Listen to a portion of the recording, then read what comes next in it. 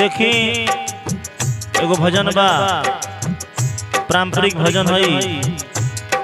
आशा ना पूर्ण विश्वास वगैरह सबको पसंद आई। देखी जवानी पाक के हमने के मद में पगला जाता नहीं जा, का करे आइल बन जा, का कर लागत नहीं जा। यही भाव कभी वो कल्पना कइले कहत रे का जवानी बीतल मौज में भजन कब होई, जवानी बीतल मौज में भजन कब होई। भजन बिना भैया मुक्ति न होई, भजन बिना भैया मुक्ति न होई, मुक्ति न होई, मुक्ति न होई। जवानी बीतल मौज में भजन कब होई, जवानी बीतल मौज में भजन कब होई।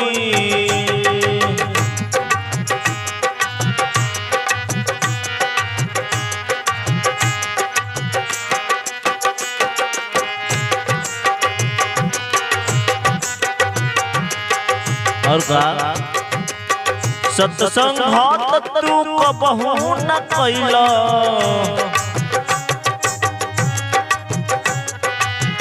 इहवा आके तू माया में भूल गइला।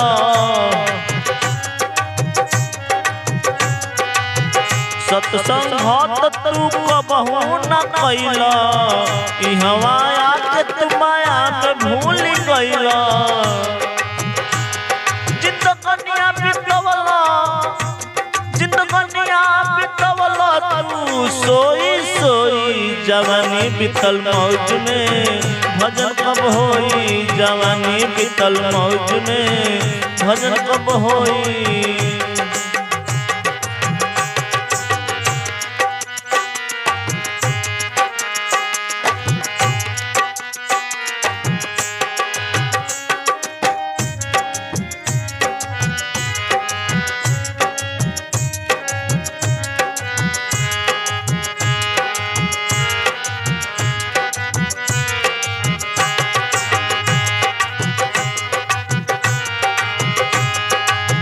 सतगुरु शरण में कबहू न कैला,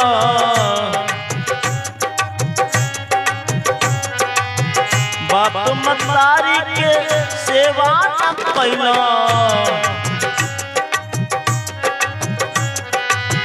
सतगुरु शरण में कबहू न कैला, बाप मतारी के सेवा न कैला।